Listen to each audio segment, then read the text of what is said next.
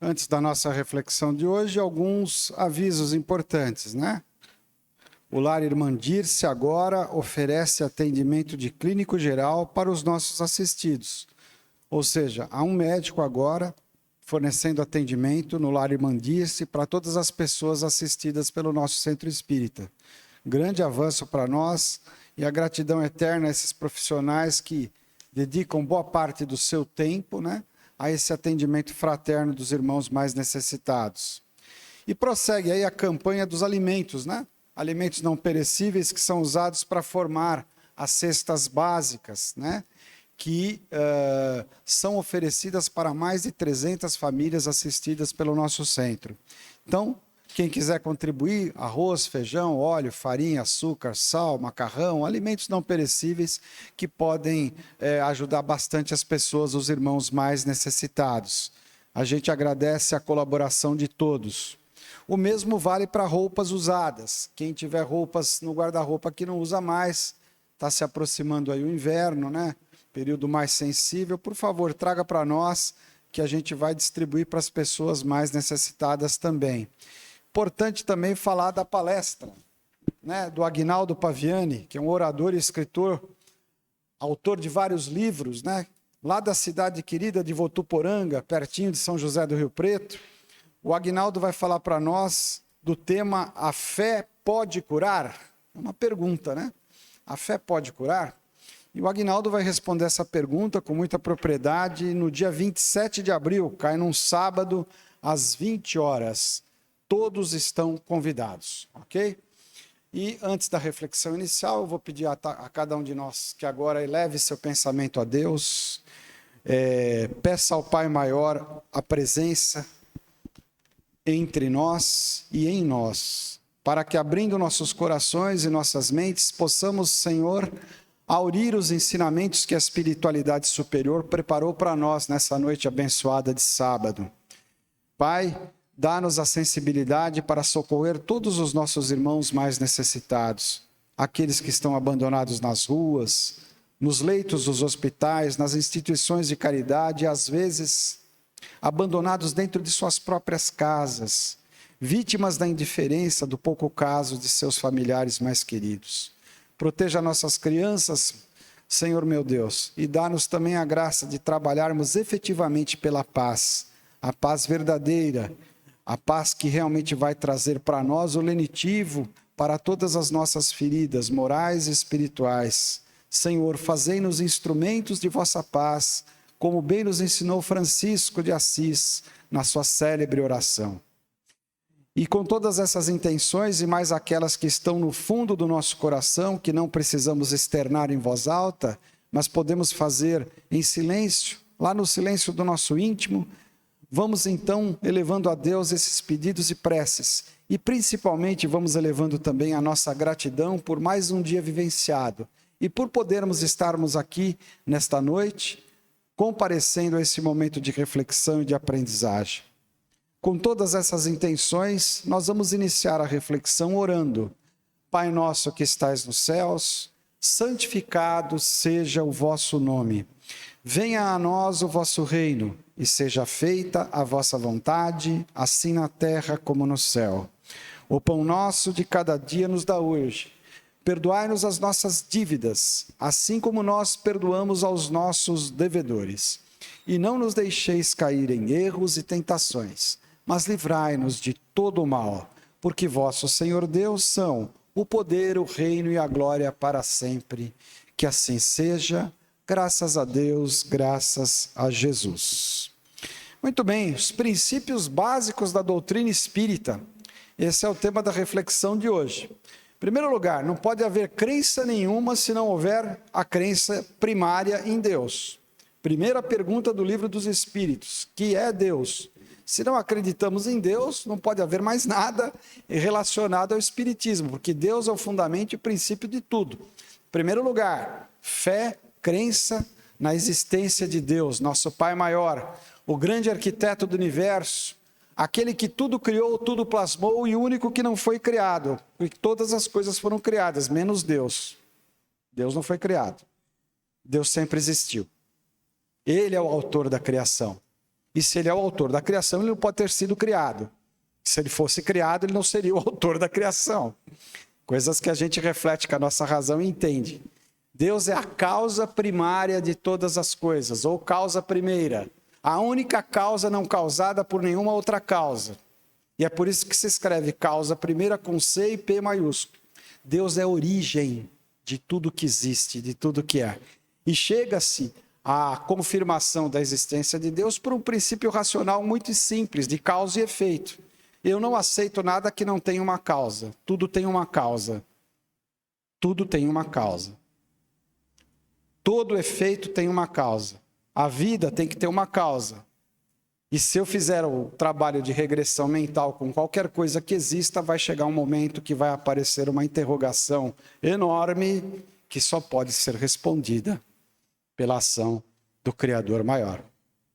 A árvore existe, a árvore veio da semente, a semente veio da terra, a terra veio do Big Bang, da grande explosão, mas quem criou os gases, hidrogênio e hélio, que deram origem à grande explosão?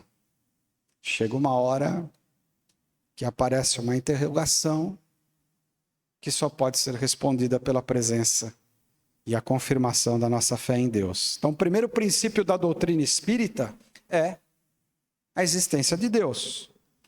Outro princípio da doutrina espírita, a crença na existência e na imortalidade da alma. Os espíritos existem.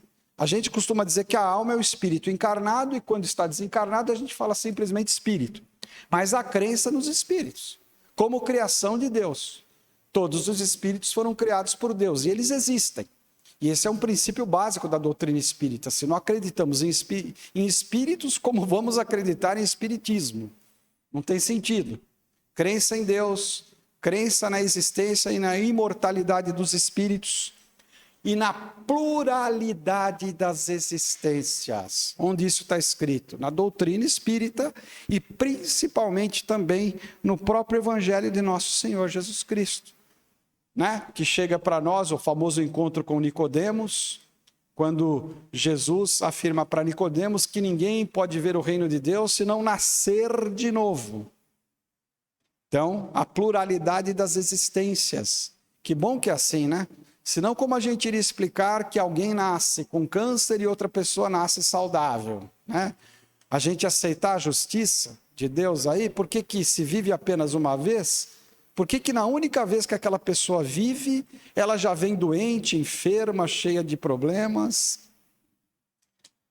Para crermos na justiça de Deus, é preciso acreditar na reencarnação. E principalmente naquele princípio que a confirma, que diz assim para nós, num bom raciocínio lógico. Afinal de contas, Kardec também dizia que o espiritismo é a fé raciocinada. Podemos chegar a Deus pelo nosso raciocínio? Sim, podemos chegar a Deus. Não entendemos tudo o que Ele é, nem a sua grandeza, mas conseguimos compreender que temos uma origem, uma procedência, né? Então, a justiça de Deus se complementa por causa da pluralidade das existências, né?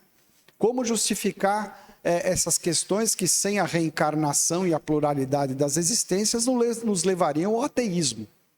Ah, mas se Deus existisse, não ia permitir que essa criança que não fez mal a ninguém nascesse assim, tão doente, tão problemática. É um passo para o ateísmo. Então, existe sim a reencarnação e ela é comprovada pela doutrina espírita e pelos estudos que vão avançando. A pluralidade das existências, a pluralidade dos mundos habitados é outra crença da doutrina espírita.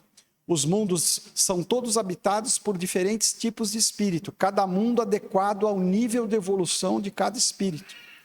E, finalmente, o quinto princípio, que os espíritos se comunicam com a gente, sim, constantemente. A gente é que às vezes não percebe, mas eles falam conosco o tempo todo, através de fatos, através de relacionamentos, através de comunicações mediúnicas, sim, se comunicam conosco o tempo todo. Esses são princípios básicos da doutrina espírita, né? Não é só a reencarnação, mas as consequências lógicas do processo reencarnatório ao qual todos nós estamos submetidos desde o momento em que fomos plasmados por Deus, desde o momento que Deus criou o nosso espírito. Acreditava-se, num tempo de muitas trevas, que o espírito nascia junto com o corpo. Não, senhor. Não, senhor. O espírito é criado muito antes do corpo físico. E cada corpo físico que ele encarna é um corpo físico que ele tem necessidade de utilizar, e um perispírito também, apropriado ao nível do mundo onde ele vai existir. Quanto mais evoluído o mundo que ele encarnar, mais quintessenciado será o seu perispírito. Então a Revista Espírita nos revela que Wolfgang Amadeus Mozart reside hoje em Júpiter, que é um planeta onde os espíritos que lá moram não têm as mesmas necessidades que nós.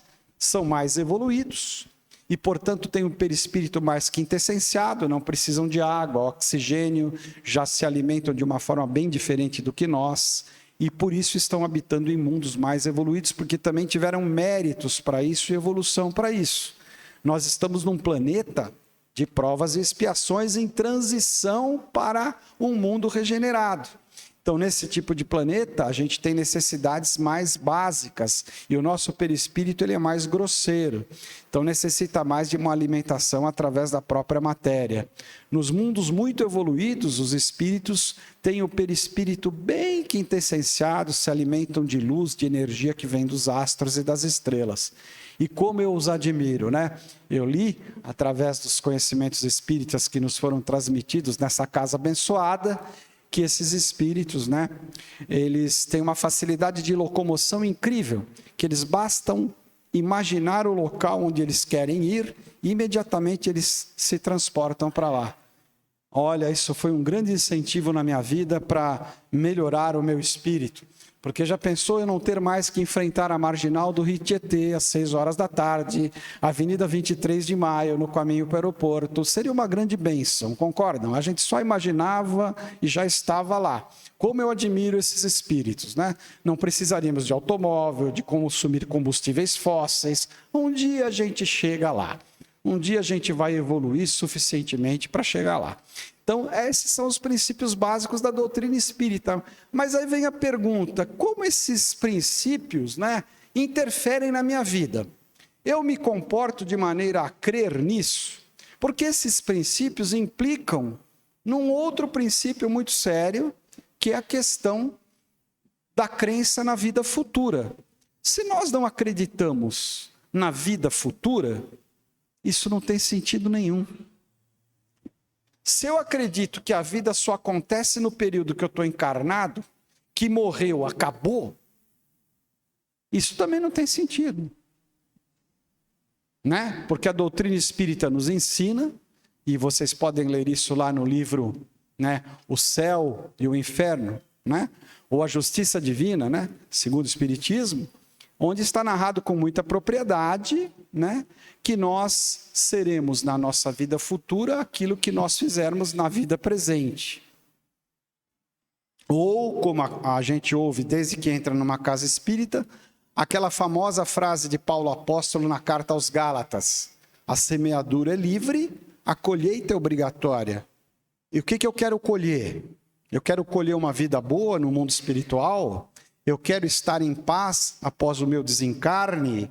Eu quero estar próximo de Deus, feliz por estar podendo desfrutar das bênçãos e recompensas espirituais que são dadas àqueles que na vida presente, enquanto encarnados, se comportam bem, praticando o amor à caridade. Então eu preciso praticar o amor à caridade. Ou na vida futura eu vou colher espinhos, abrolhos e frutos bem amargos, porque, repito, né? Paulo Apóstolo na sua carta aos Gálatas: a semeadura é livre, a colheita é obrigatória. E a pergunta que vem logo após essa é: o que eu estou semeando na minha vida presente? O Espiritismo busca desenvolver a nossa consciência, o nosso conhecimento a respeito dos mecanismos que nos fazem chegar a Deus. E não é só pela doutrina espírita que chegamos a Deus. Chegamos a Deus todas as vezes que praticamos o bem, a luz, a caridade, o amor. e lemos os escritos daqueles espíritos bem-aventurados que encarnaram no planeta antes de nós. Como, por exemplo, Tomás de Aquino, que no seu legado, a Suma Teológica, uma enciclopédia de espiritualidade, ele escreve com muita propriedade lá: nós saímos de Deus e a Deus retornaremos. O que a doutrina espírita confirma. Fomos criados por Deus, imaginem um círculo. Passamos pelos ciclos dolorosos de provas e expiações das reencarnações e no final retornamos para Deus, para conviver na eternidade com Ele. Através do quê? Da nossa evolução espiritual. Mas uma notícia ruim para aquele pessoal que não gosta muito de trabalhar, que acha que o reino de Deus e o mundo espiritual, dos mundos felizes, é um mundo onde a gente vai ficar sentado, né? Saboreando uma aguinha de coco, os anjinhos ao nosso redor nos abanando, né? Aquele tempo maravilhoso. Desculpe, não funciona dessa forma. Se a gente pudesse pôr o pé num mundo de luz, a gente ficaria talvez um pouco decepcionado, porque ao chegar lá a gente veria que está vazio, porque os espíritos de luz estão constantemente trabalhando pela evolução dos irmãos menos evoluídos. Eles não param de trabalhar, eles têm amor à causa do Evangelho e trabalham constantemente. Olha que bonito. Os espíritos de luz, claro, eles têm as reuniões deles nos planos espirituais evoluídos, mas é sempre no sentido de trabalhar para que aqueles que ainda não evoluíram consigam fazê-lo. Eles trabalham constantemente. Mas como a doutrina espírita explica isso? São os nossos mentores, aqueles que nos amam, que estão constantemente do nosso lado nos orientando, que só se afastam de nós quando a gente pisa muito na bola, né? Não dá abertura para eles, dá sempre abertura para o mal, pensa, fala e age com maldade, né? Guarda sentimentos negativos. Eles nos aconselham, mas eles não nos obrigam a nada, porque nós somos dotados de um conceito bastante trabalhado na doutrina espírita e que encontrou em Agostinho de Hipona, ou, como é mais popularmente conhecido, Santo Agostinho, a sua grande referência é a doutrina do livre-arbítrio. Nós não fomos criados à imagem e semelhança de Deus, e Deus nos deu a inteligência e a liberdade de escolha. Podemos escolher entre o bem e o mal? Sim, podemos. Podemos fazer o que quisermos? Sim, podemos. Só que vamos arcar com as consequências. Paulo apóstolo resume bem esse diálogo quando diz: tudo posso fazer, mas tem algumas coisas que não me convêm. Por exemplo, praticar a maldade, praticar o orgulho, a arrogância. Isso nos afasta da luz, isso nos faz sofrer, isso gera débitos espirituais com os quais nós vamos ter que conviver em sucessivas encarnações de provas, expiações dolorosas. Então, vamos amadurecer, porque a doutrina espírita fala que a passagem pelo plano dos encarnados, ela é muito menor do que a nossa presença no mundo espiritual, propriamente dito. Aqui é uma transição, nós não vamos ficar aqui. Aqui é de passagem. O nosso lugar não é aqui. E o nosso líder falou isso para Pilatos, pouco antes de ser crucificado. Ele falou: meu reino não é deste mundo. O nosso também não é, porque nós acreditamos em quem? Em Cristo. Cristo é a base, o epicentro, a pedra angular da doutrina espírita é Jesus. A pedra que dá sustentação, a base da doutrina espírita é o Cristo. Então, se o nosso mestre diz que aqui não é o mundo dele, o nosso mundo também não é aqui. Aqui é uma escola. Estamos de passagem, fazendo um grande curso. E cada encarnação é uma série desse curso. Mas vai chegar o ponto da gente ter chegado lá no mestrado, no doutorado, né? No pós-doutorado. Aí vamos estar capacitados para trabalhar como espíritos de luz livres das nossas imperfeições e gozando dos privilégios daqueles que já aceitaram Jesus e a sua maravilhosa doutrina, não na cabeça apenas, nas palavras, mas principalmente aceitaram a doutrina de Jesus nas atitudes, né? No comportamento, no coração. É uma jornada difícil, não é fácil, mas é possível. Quantos exemplos a doutrina espírita nos dá de espíritos que passaram pelas trevas e chegaram à luz? Judas Iscariotes traiu Jesus, cometeu um ato insano, se suicidou, reencarnou, depois foi trazido das regiões umbralinas pelo próprio Cristo e reencarna como Joana d'Arc e por amor à sua causa, a causa da justiça, do cristianismo, entrega o corpo a chamas. Morreu queimado vivo, né? Desencarnou queimado vivo. Dr. Bezerra de Menezes, tão citado na nossa doutrina, que no passado foi Zaqueu, o cobrador de impostos desonesto, que fraudava a cobrança de impostos. E ao ver e ter contato com a doutrina de Jesus, ele se converte. E ele era de baixa estatura. Para ver Jesus passar, ele sobe numa árvore, um sicômoro, e de lá de cima avista Jesus e fica encantado com a sua doutrina. E Jesus fala para ele: Zaqueu, desce daí que hoje eu preciso estar com você na sua casa. E Zaqueu, todo feliz, vai até sua casa, prepara uma ceia e recebe o mestre. E os fariseus criticaram Jesus, mas se esse homem fosse profeta, ele saberia que está indo jantar, almoçar, comer na casa de um pecador. E Jesus responde: o médico veio para os doentes. E ao entrar na casa de Zaqueu, Zaqueu fala: Senhor, aqueles que eu fraudei, que eu roubei, eu restituí 4 vezes. E metade dos meus bens eu doei para os pobres. E Jesus olha Zaqueu com muito amor e fala assim para ele: hoje a salvação entrou na sua casa. E Zaqueu depois reencarna na figura bem-aventurada do nosso querido doutor Bezerra de Menezes. Olha que coisa linda. Então, por maior que sejam as nossas enfermidades morais, seremos todos resgatados quando tivermos a mesma disposição de alma de Zaqueu, do Dr. Bezerra, de sacrificar no altar das nossas encarnações os nossos vícios, as nossas imoralidades, e aderirmos integralmente ao plano do Cristo, à moral cristã. A reforma é moral, eu diria a revolução é moral. O Espiritismo prega a transformação da moralidade do ser humano. Quanto mais elevada a nossa moral, mais próximos de Deus estaremos.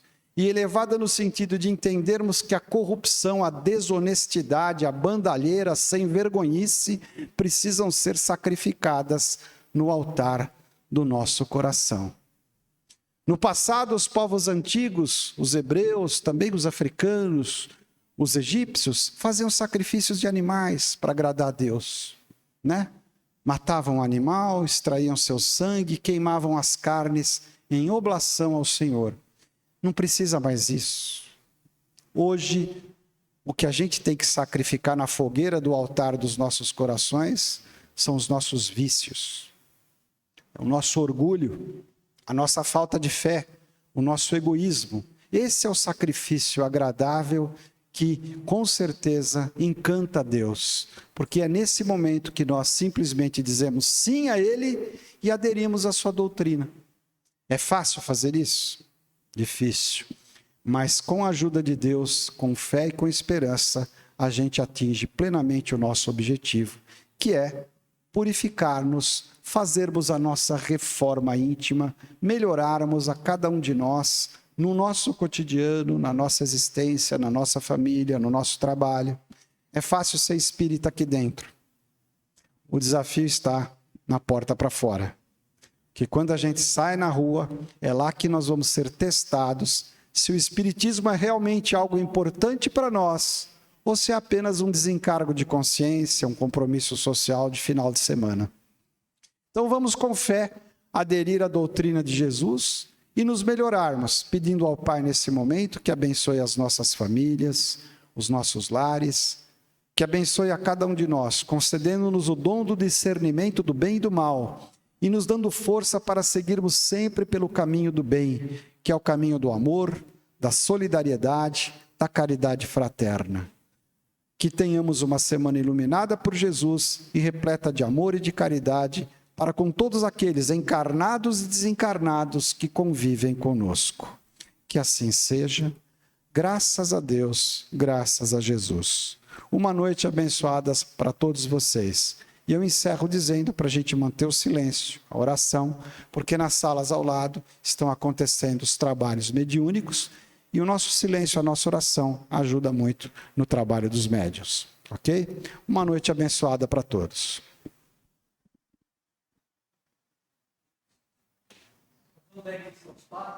Quem tem cartão aguarda.